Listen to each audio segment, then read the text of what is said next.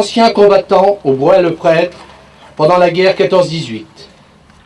Monsieur Henri Lemoine, maire de Pont-à-Mousson, et Monsieur Robert Blanchot, maire de Meure, accompagné par Monsieur Jean-Marie Diran et Monsieur Francis Fugen, ami de Gaston de Blaise, vont dévoiler la plaque. Rendre hommage aujourd'hui à un Lorrain, Gaston de Blaise, qui était Vosgien, qui est né le 13 février 1895 et qui a été un ancien combattant très méritant de la Première Guerre mondiale.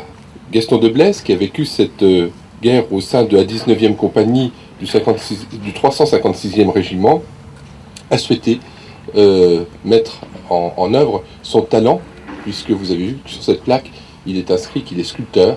Il a voulu mettre à profit son talent pour créer une borne de terre sacrée, cette terre qu'il met dans la borne et ces bornes ont été un petit peu dispatchées partout. Il y en a 5 en France, il y en avait 5 en France, il y en avait une aux États-Unis, et puis nous avons la chance d'en avoir une tout près de chez nous, donc à la Patte d'Oie, dans le Bois-le-Prêtre. Donc nous avons souhaité, sur la proposition de Jean-Pierre Carpentier, lui dédier une rue dans Pont-à-Mousson, dans un nouveau quartier, pour qu'on se souvienne de ce geste de création de cette borne sacrée, et puis qu'à travers lui, on rende hommage également à tous les anciens combattants de cette Première Guerre mondiale, sans le sang desquels qui a été versé, eh bien nous ne serions certainement pas là où nous sommes aujourd'hui. Votre municipalité a décidé que cette rue porte le nom d'un poilu, Gaston de Blaise, reconnu par son œuvre en tant que grand personnage de la guerre 14-18. Nous ne pouvons que vous remercier d'avoir gravé le nom de ce créateur pour nous rappeler au souvenir de tous ces combattants. C'est l'article du journal L'Écho de Paris, paru en 1935, quelques jours après le décès de Gaston de Blaise. Mort du sculpteur Gaston de Blaise, créateur de la borne sacrée, Gaston de Blaise est mort. Ce n'est pas seulement un grand artiste qui vient de disparaître, c'est aussi un grand soldat et un grand exemple.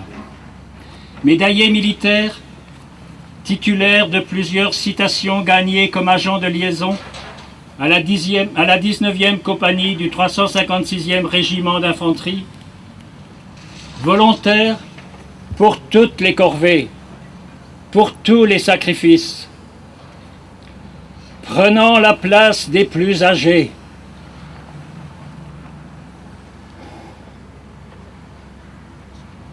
s'emparant du lourd chargement des plus faibles. Ses compagnons d'armes l'avaient surnommé l'apôtre. La paix ne devait pas mettre un terme à sa passion de servir.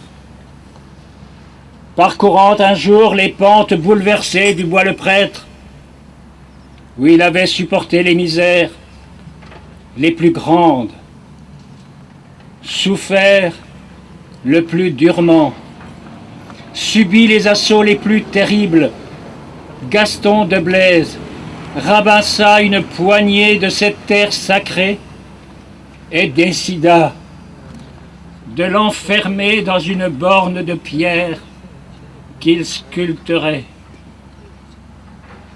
Ainsi naquit l'idée pieuse des bornes de terre sacrée.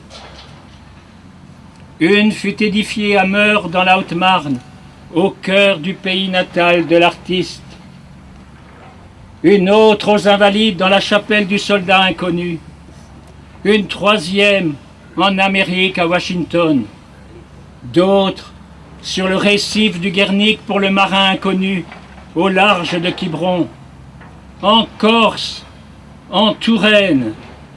Il faut qu'on sache aujourd'hui grâce à quelle volonté tenace ces bornes existent et barrent la route à l'oubli. Pour acquérir la pierre, pour trouver le temps de la sculpter, pour assurer le transport de l'œuvre sa mise en place, Gaston de Blaise s'est privé, s'est usé, soutenu par une foi ardente de poète qu'exalte une grande idée, puisant l'inspiration et l'ardeur auprès d'une compagne admirable qui partageait avec lui son enthousiasme, sa passion pure et sa volonté d'aboutir. Gaston de Blaise est mort,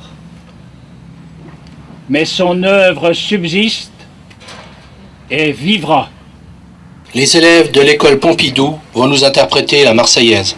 Vent de la patrie, le jour de gloire est arrivé.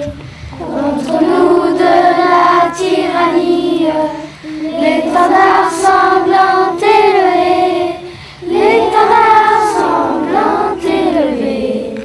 Entendez-vous dans les campagnes, justice et féroces soldats, ils viennent jusqu'au roi, égorgez vos fils et vos compagnes.